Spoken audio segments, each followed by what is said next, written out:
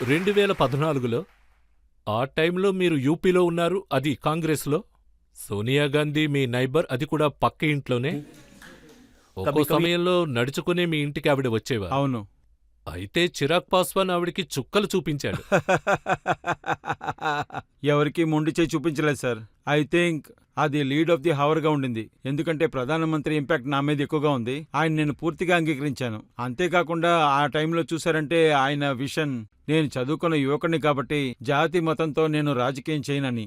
And I say that I come from Bihar.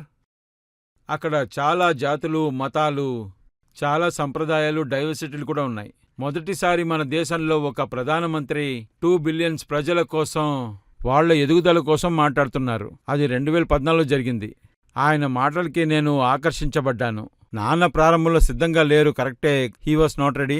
అలయన్స్ని చేయించడానికి ఆయన సిద్ధంగా లేరు. బట్ ఈవెన్చువలీ తర్వాత ఆయన మార్చుకున్నారు. ఇప్పుడు మీరు మోడీకి హనుమాన్ అయ్యారు.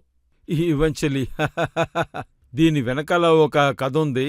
సరే, నేను మీకు చెప్తాను ఎలా హనుమాన్ అయ్యాను, ఎందుకు అలా అయ్యానని చెప్తాను. అప్పుడు 2020లో ఎలక్షన్ జరుగుతుంది. అప్పుడు ఎలక్షన్లో ఒంటరిగా నించున్నాము. ఇంకా ఎలక్షన్లో నేను ఒంటరిగా నించున్నాను. అప్పుడు ఇండియా అలయన్స్తో కొన్ని సమస్యలు ఉండేవి. So I opted out of the alliance.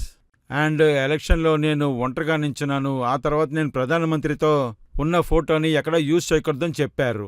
అప్పుడు నేను వాళ్ళకి ఏం చెప్పానంటే, ఆయన నా మనసులో ఉన్నారు, క్యాంపెయిన్ కోసం ఆయన ఫోటో అంతా యూజ్ చేయనని నేను చెప్పాను. మనసులో ఉన్నందువల్ల నేను హనుమాన్ అయిపోయాను.